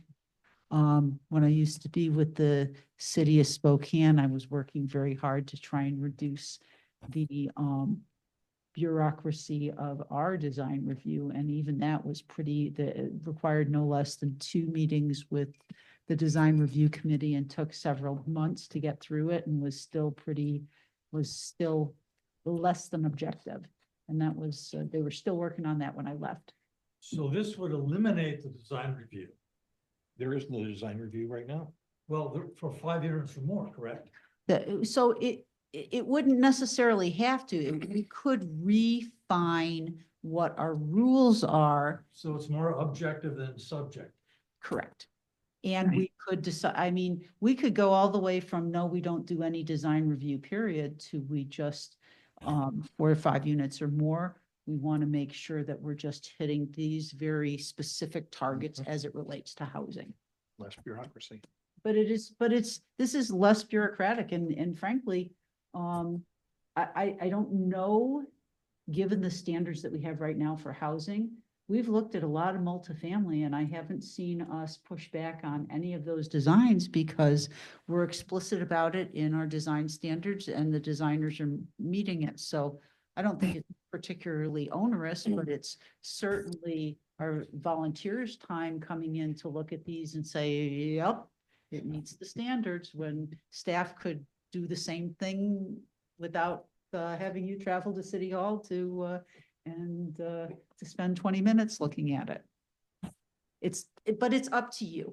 I think but where we can show that we're doing some things to reduce the bureaucracy, that's a really good thing. Which also. Right, and then it removes it improves predictability. If someone is designing something, they know it meets the code requirements. They know they're not worried about it going to a committee and the committee not liking it for not a clear reason. It's a matter of, does it comply or does it not comply? A comment, if I can. Mhm. I guess I'm with Charlie. When you put in there, eliminate the design review. Okay, the one time out of 500 that somebody goes off the deep end, how is it addressed? So Well, don't you have the administrative design review? Yes. Sets the standards. yes, so if we're explicit in our code about what the standards are, which I think we already are, and we've gone through some challenging design reviews as of late where the code didn't even really address that particular type of development. And we were still able to draw it out of our comp plan policies and purpose statements and general language in the zone. And so, yeah, that is, and by the way, all the things that don't go to design review, staff is still doing those reviews. We review everything to make sure that it meets the limited use standards. So, and so whether a committee of the planning commission looks at it or whether staff looks at it, we're still going to hold their feet to the fire in whatever design standards are within the code. Thank you. I just add one thing to that too. Mhm. Even if design review comes back and says, we're all against this, it can still go anyways, That's right. which we found out recently. So, And yet we still successfully, We prevailed. right, so that's what I'm saying, and just adds more to eliminating that isn't going to eliminate design review altogether because it's staff anyways. So, And this is housing, not commercial. right. Yep. Yeah, so I'm hearing that for all housing development, we would follow an administrative design review process. So this way we just streamline everything, but ensure that it follows the requirements. Okay, let's move on to parking. All right, HAP strategy R1 says to reduce off-street parking requirements. So we have two potential recommendations for Liberty Lake. The first one is to revise parking requirements for multi-unit housing, so apartment buildings and so on, based on the unit size or number of bedrooms. So right now you have like per unit, you need to require 1.75 parking spaces, whether it's a 2-bedroom apartment or whether it's a studio apartment. So we're saying to revise the code to align it better with either the number of bedrooms or the square feet and so on. So that's the first recommendation. The second recommendation relating to parking goes to the permanent supportive housing and emergency housing, is to adjust the parking mandates over there. and so let me speak to the first one. First, we just changed our parking standards a couple of years ago. And one of the reasons why, and we used to have it structured like this, but one of the things that we saw is that site improvements for a multifamily apartment complex are done upfront. And then the buildings are phased. And one of the things that we saw is, depending upon what the market looks like, the very often the last buildings, and we've had some pretty large ones where the last buildings end up being revised and are now of different, but it's a little late for us to adjust the parking because the site's already developed. So then what do you do? So that was that was the point, and we try and figure out how we resolve that, or we have to do something to give them, there is an administrative variance for parking, or they have to provide some off-street parking, and we're now almost in a difficult code enforcement situation. And so that is one of the reasons why we said it was simpler to simply do an average based upon the average of the bedrooms that we're seeing in terms of what the parking requirements are. So that was kind of the thought process. I very much agree with adjusting parking mandates for permanent supportive housing and emergency housing, because that's kind of a different beast. But I'm hearing you say that you prefer leaving it to the 1.75 per. If it's overly restrictive, if it's overly restrictive to do it the way we're doing it, then, I would defer to you, Planning Commission, if that makes sense to you. Well, this Or maybe planning it- commission or may- agreed with you a couple of years ago and changed it. Yeah. So is there a reason to revise it?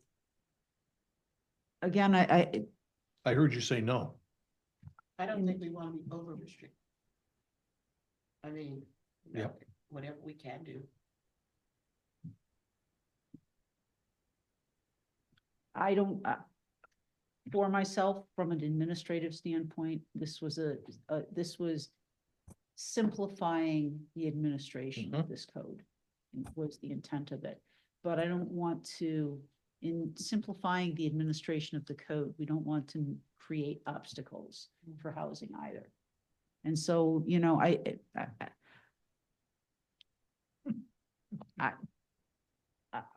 I'm deferring to all of you. I mean, Sharifa, do we have any kind of, and maybe this is what we need to do, maybe we need to go back and look at our, the multifamilies that we've done and kind of figure out what the average would be for, and I believe we did that. Based upon a couple developments, we have more. So right now it's 1.75 parking spaces regardless of the size of the unit or the number of Right. bedrooms. And we were, see very few, we see almost no. And that's just the developer can allow for more parking Right. should the developer want to, and that's just the. Yes. Yes.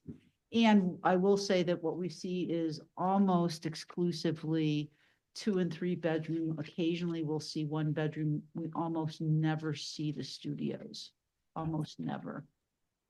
And that ratio is working. It is In working. fact, it's working. Then why change it? That's my question. Okay. Because if I may interject, it could be that because the reason you don't see studios is because of that requirement. We did. It just makes developing studios, yeah. Say that again? We didn't see studios before that requirement. That was one of the reasons why we were, when we looked at what was coming in, and it was, and what we were seeing at the end was people saying, oh, I need more 3 bedrooms. Oh, I need more 3 bedrooms. Okay. So it actually was working against us. So that's why we changed it. Yes.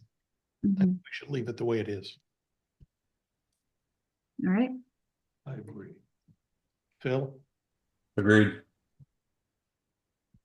Okay, so the second point is about parking requirements for permanent supportive housing and emergency housing.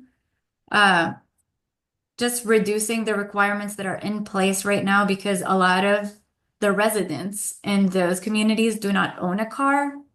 So it is, it becomes burdensome to try to provide so much off-street parking for communities that they're not likely to own a car in the first place. Agreed. Agreed. I hope they don't own cars. So we're talking about bullet 2. We're talking about bullet number 2. Yes. Okay, some jokes. All right. So I'm hearing no to number 1 and then yes to number 2. Okay. We'll have a few more slides here. So more on the emergency housing and permanent supportive housing facilities themselves. So the first one is removing the spacing between shelters and PSH facilities. Is that something that Lisa, you all have done already? Yeah, so right now our code requires that they be separated by 3/4 of a mile. So technically Guardian Angels is a permanent supportive housing, so we might be able to have one other one in the city. If you do draw the radius around it, we might be able to have one other one. And that's not going to meet our needs in terms of permanent supportive housing for any population.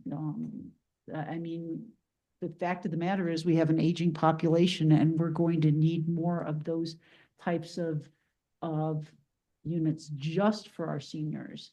But we also have other supportive housing needs that for developmentally disabled people, et cetera. And anyhow, so long story short is that the spacing requirement really hinders when we look at what the housing allocation says we're supposed to be providing for permanent supportive housing. I don't see how it happens. And the same is true for the The second bullet. yeah, for the third bullet for sure, or for the second bullet, yeah, the removing the transit proximity.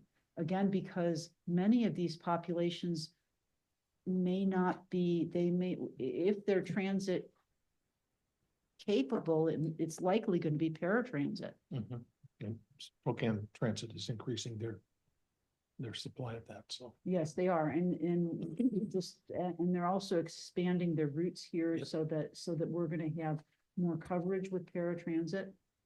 So it just that's the reason why I think the spacing or the proximity to transit maybe doesn't make so much sense. Right. Ensuring that offices are allowed in conjunction with permanent supportive housing and emergency housing across all residential zones.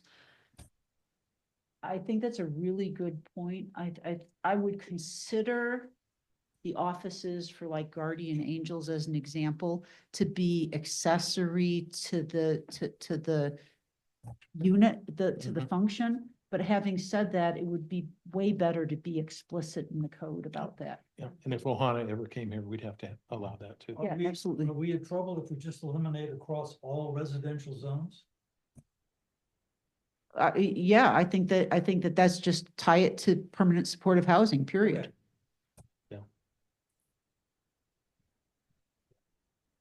So I'm hearing yes to all 3. Okay. Next is short-term rental regulations. So we're not proposing here an Airbnb type short rental, but just another form of temporary supportive housing or emergency housing. So it would be a temporary short-term rental program just as a transitional housing solution. Aren't we addressing this in emergency housing? So emergency housing can be, emergency housing would not necessarily be this. This would be temporary supportive housing. Which sounds like emergency housing. Well, it kind of is, but they have different definitions. So trying to transition somebody to, very often the transitional housing does have, transitional housing very often does have a lease associated with it. So we already decided that we need to be very explicit about it. We don't allow short-term rentals a la Airbnb, et cetera, which is a 30-day rental. But I think that we probably want to have an allowance specifically for short-term leases for transitional housing. And just a thought. Well, like, let's take Guardian Angel as an example, where they do have units for rent. And I don't know what the lease requirements are for those units. Are you suggesting that right now by code, they have to be a minimum of some duration? Well, How do you define short term? Yeah. 30 days, it's 30 days. 30 days. So, less than 30 days is considered short term. In the condo community where I live, we do have short-term leases, 30 days. And even though we have about 5, they can still be made available for this type of situation. And aren't those oftentimes used by the people that come to visit, families that come to visit the residents? No, they are actually leases. And it's, Are they used I'm pretty, sorry. are they used pretty frequently? Yes, The times I'm thinking of is when somebody's trying to build a house and they're looking for a short-term rental, and we see those all the time. Right. And so we want to differentiate between Airbnb type of vacation short-term rentals and other types of short-term rentals. And so, and again, definition for short-term rental in the RCWs is less than 30 days. So if it's 30 days or more, you know, it's not a short-term rental. yes. The reason we have it is we came through you. Make sure we had this. So we already have it. Well, so it's a little bit of code. With an administrative review, we have it. That's Yes. what I'm hearing you say. Yes, yes. You want to just allow it without any kind of administrative review and then find out it's turned into a, No, what I'm proposing is that we have a very narrow category for the short-term rentals that, and that because we also want to specifically exclude. Airbnb. So you want to define it in such a way as to exclude Airbnb. Okay. Yes, and vacation, short-term vacation rentals. Let's look at the language, Right.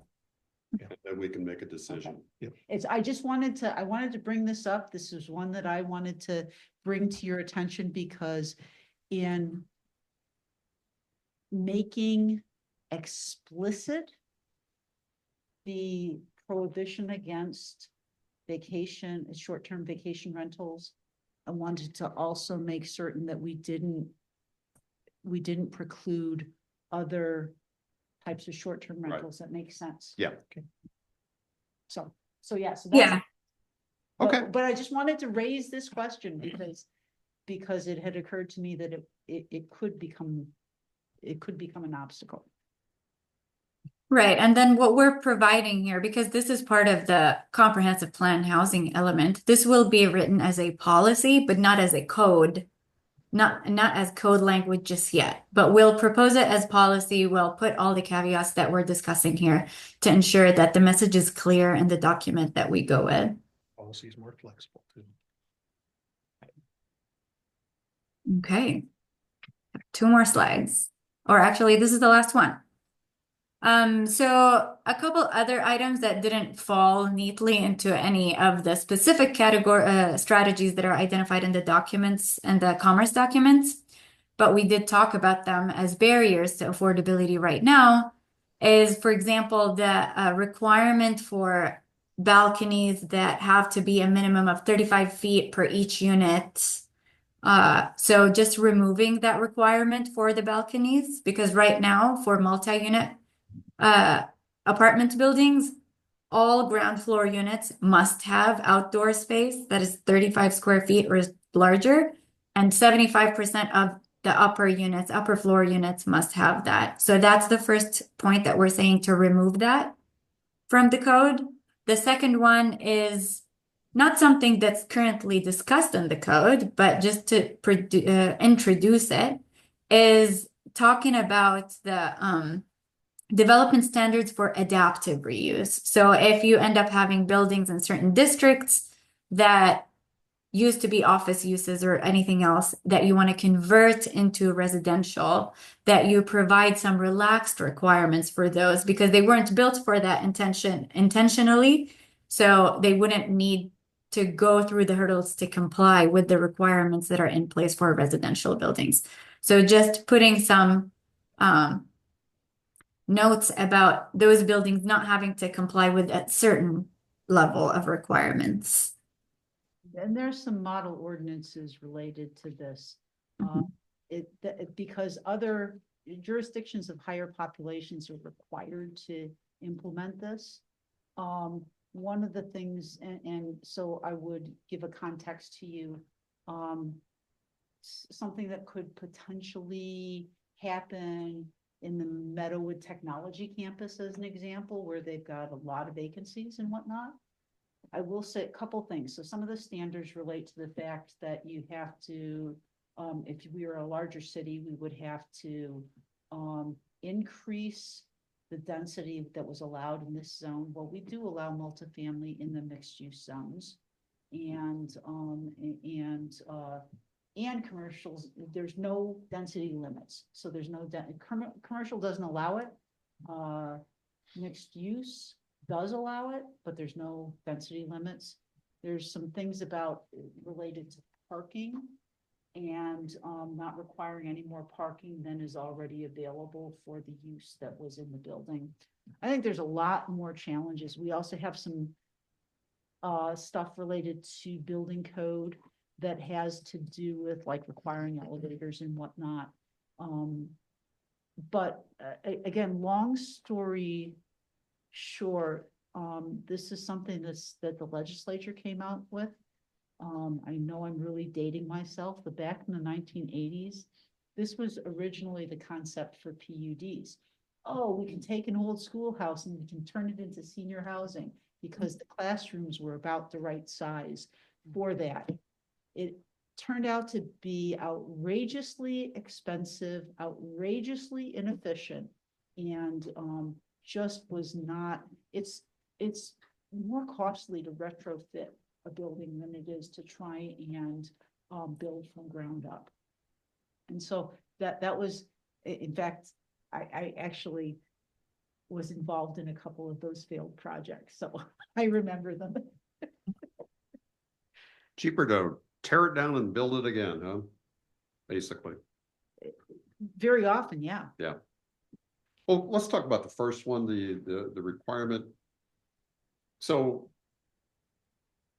the developer obviously can put in balconies, or they can put in patios, and they can charge accordingly. What you're suggesting here is removing the requirement that they must. Yes. And then price it according to the market. They will build whatever the market desires. I have no problem with that. Other thoughts? I have a little bit of an issue with it because the city is known for its focus on outdoor activity. And people that live in multifamily housing that have neither a balcony nor patio have no access from their dwellings to the outdoors unless they go physically outside. And I just see that as a concern that doesn't, in my mind, fit with the community.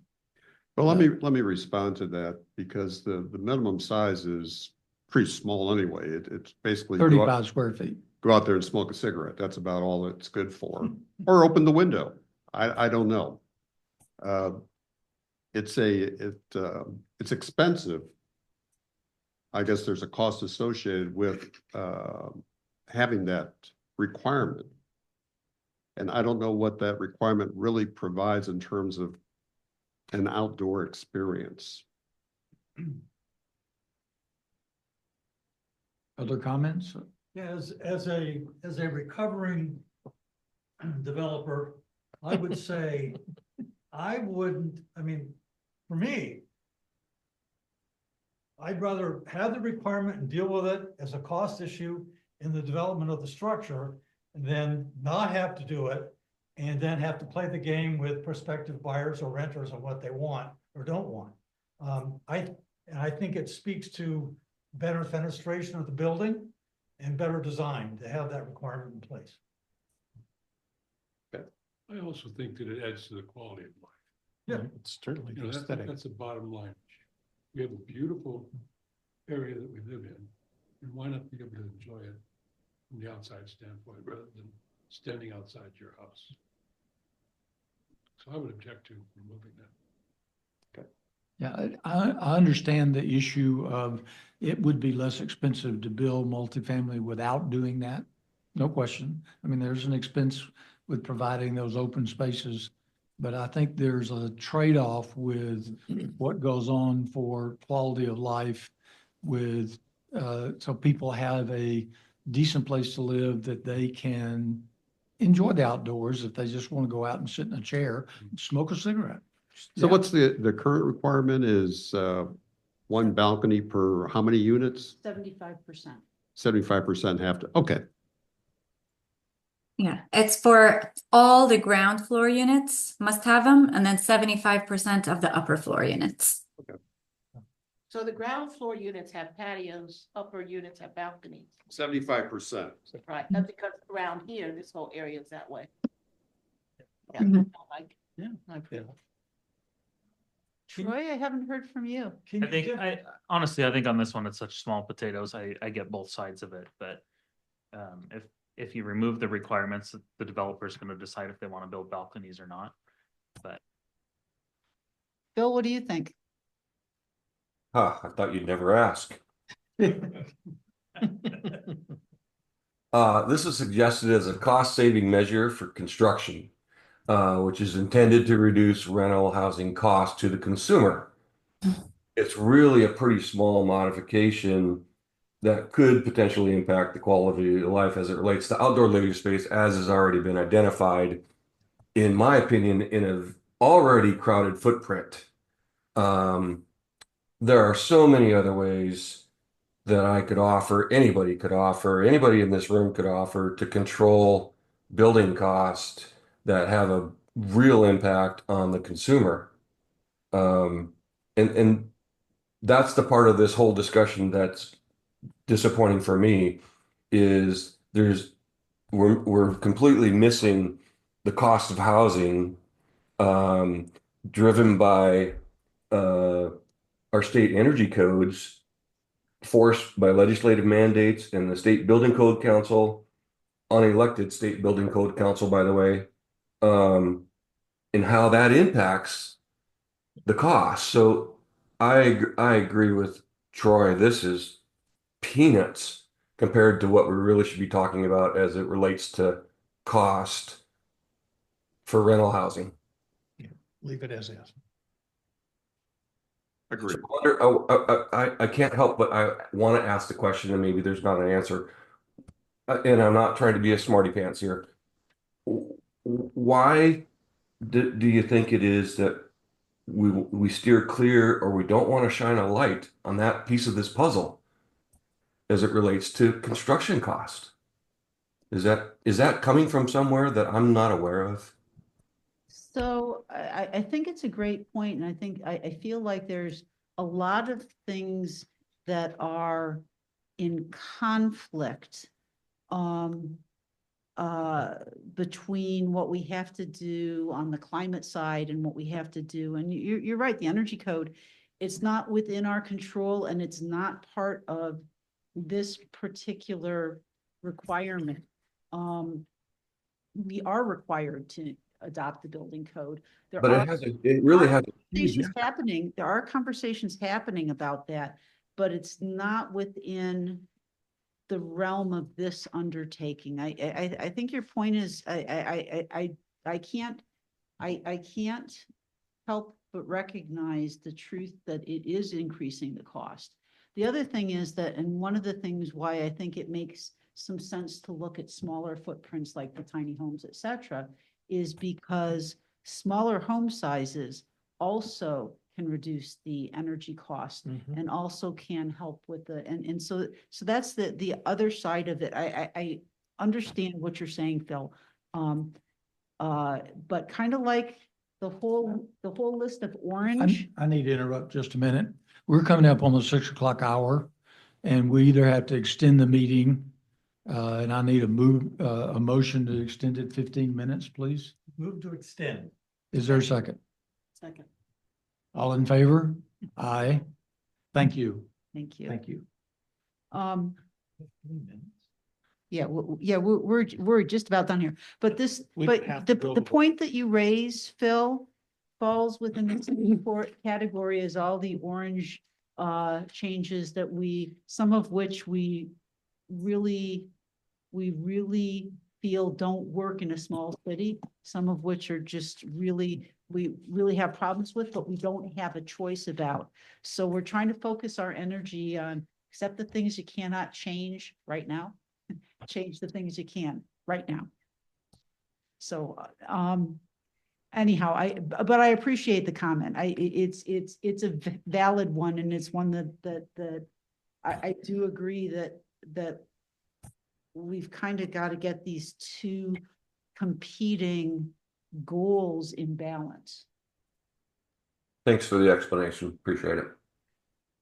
So what I heard on that first bullet points is that we prefer the added quality of life with these personal outdoor spaces over removing them for the little cost that it may remove from the construction. So we'll keep it as it is. We will not change it. Correct. Yes. Okay.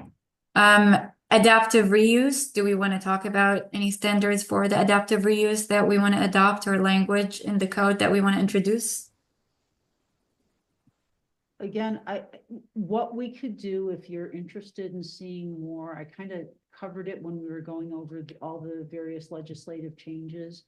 I can share with you some of what those standards might look like if you want to consider it. Again, I do think that may be a direction at some point we want to go, or that it may make some sense. I'm just not sure that the economics are there, even if we change some of the regulations.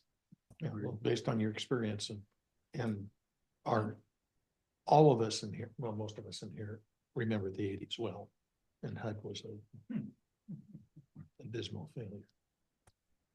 I'm getting no's here. Okay. All right. How many no's do we have?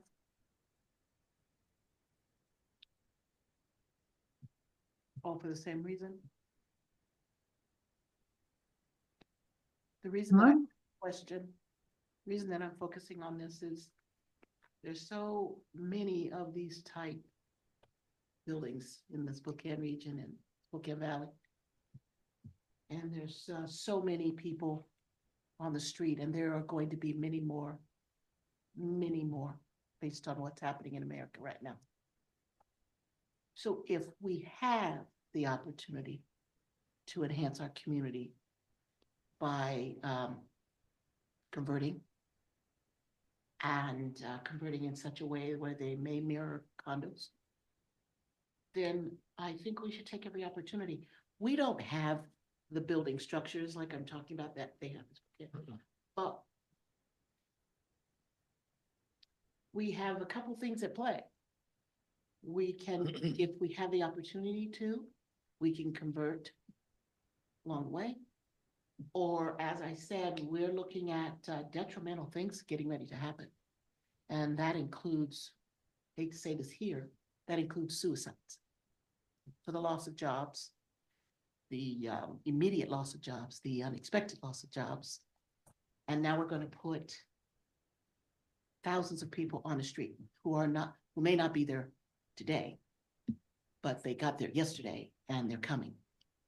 So if Liberty Lake has the spirit and the will to do it once to see what that looks like, how successful a builder developer can convert it, then I'd say I would not like to see it off the table. I'd like to see it to stay on the table, remain on the table. So That's something we consider, not, So if I might suggest, maybe it would be helpful on this one for me to send out a little, an email with kind of a summary of what are the kinds of pieces that we can relax and what that model ordinance looks like. And your real world experience with it. Yeah. That's a good idea. So this is a maybe, Sharifa. Yeah. I made a note that you will send out a model ordinance for everyone to review. Okay, Yeah, with that, we covered everything. That's Thank awesome. you so much. So for some of them where we didn't get consensus or need more time, which I think Mhm. are some of the early ones, I think that for now, maybe as we summarize them, we just indicate that they're just maybes. Right, and I think Lisa, like we can develop the language that is more specific to Liberty Lake, and then we'll have a better idea in reviewing them and hopefully reaching consensus. That sounds really good. And I do feel like I wanted to use this as a springboard to kind of get through a discussion about these as policies. I think we need to kind of develop the language of the policies then, and do this again. I almost feel like before we do any engagement with the public on this, I feel like we have to have the language of the policies and what barrier it's intended to address and something like that, so that we set it up that way. So that, just my thought. all right. So, Sharifa, thank you so much. You're I welcome. believe we really got through all that. Yeah, I'm so glad. I'm so glad we got to cover it. So we'll get into developing policy language now. Awesome. Thank you. Okay. Yeah. Thank you all so much. Talk to you soon. Bye. Anything further on housing policy workshop? We move to citizen comments. We have anyone online, Evan? Okay. Then, hearing no citizen comments, we move to report, secretary's report. I'm going to be very quick. I provided you with a copy of the scope of the network analysis for the transportation piece that is going to city council on Tuesday. And I just wanted you to see that we are continuing to put together the parts and pieces that are going to give us the information we need to bring this across the finish line. The timeline may slip on this a little bit, but they understand that that is kind of foundational to several elements. And so, not just the transportation piece, but in terms of our capital facilities plan, and in fact, in terms of the climate element as well. So anyhow, long story short, that's there for just for your edification. And updated plan meeting schedule. Yes, it's changed again, and it will continue to change. I shared a copy with you. This is a running, trying to fit things in as the pieces are done. Also, I wanted to let you know that Gen Camp is going to be back on March 3rd.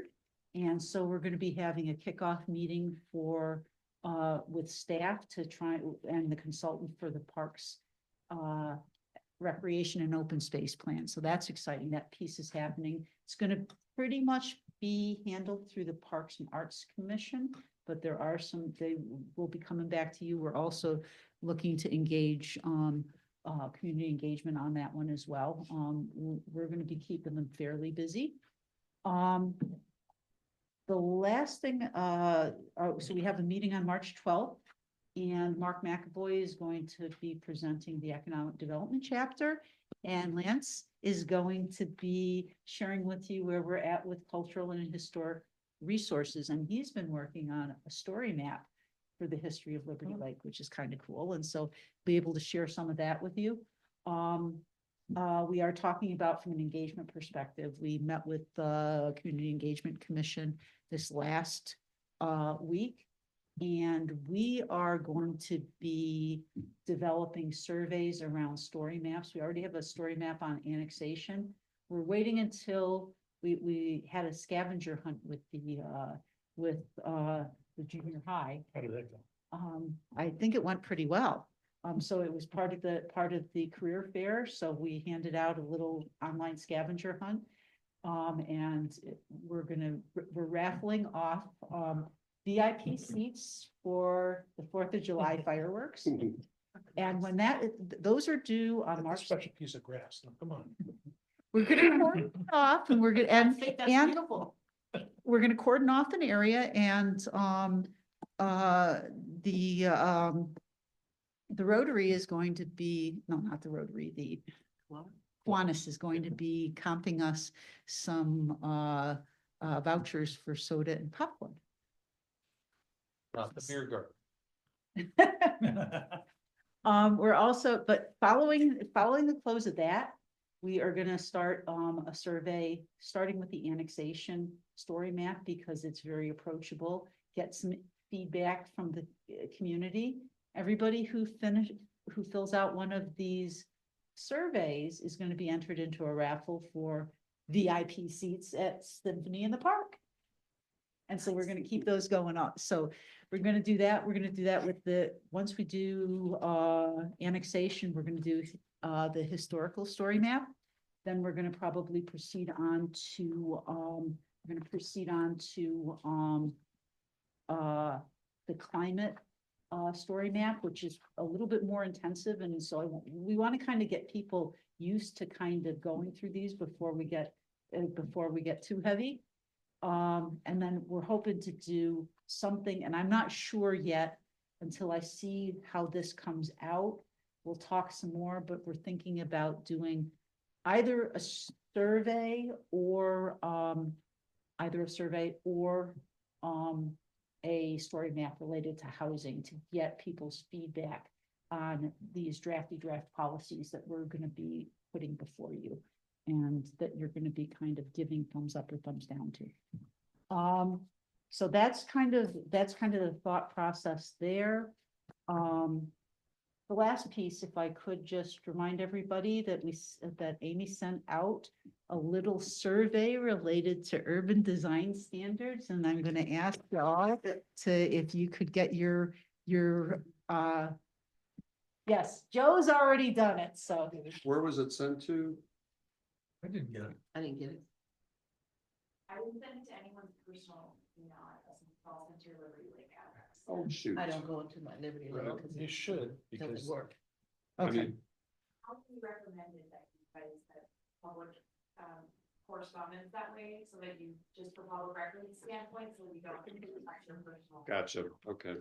And I don't mind you touching my personal email, but the system, Liberty Lake and it denies every email that I send to Liberty Lake Law. Anything I send is denied. So I get a hold of the folks and say, hey, why is this denied? And they look into it. And so until, and that's what I was told until someone says it's fixed and it's ready, I will forward. Okay. Yeah. Anybody and you else can who needs always it get my who docs. needs it in that format? Okay, we're looking for 5 to 7 words or phrases that best describe this City of Liberty Lakes community character. And we're going to use that. We sent it to you, to Community Engagement Commission, and to our city council. And we're going to use those words to craft a survey related to urban design and ask people to rate we're going to put them into buckets and then we're going to ask them to rate it. And that's going to get us where we need to go in terms of our urban design chapter. Okay, we have 2 minutes. Commissioner reports. I've got Anyone? The Climate Policy Advisory Team had our second meeting, and I think that if 7 of the kids this time. Yeah. We had 7 young people that were involved, and if you don't get a chance to meet them, I hope that we can invite them to this. They are planners already. They are part of the AP Environmental Science, so they actually plan a city as part of their project, and they ask us to come around and review their work and talk about whether it's got elements that are realistic to a city. Maybe one of these times we can invite them, if you guys are so into, they're a wonderful group. Cool. Very impressive young people, Yep. seriously. And their Right. teacher is a rock star in my eyes. I toured the Hewlett Packard building conversion. Whoever did that, and whoever allowed that planning to go through, did a superb job. Any other reports? Motion for adjournment. Move to adjourn. Moved and seconded, all in favor? All right. Aye. Great, thank you. Next planning commission meeting, I'm on vacation, so. Again?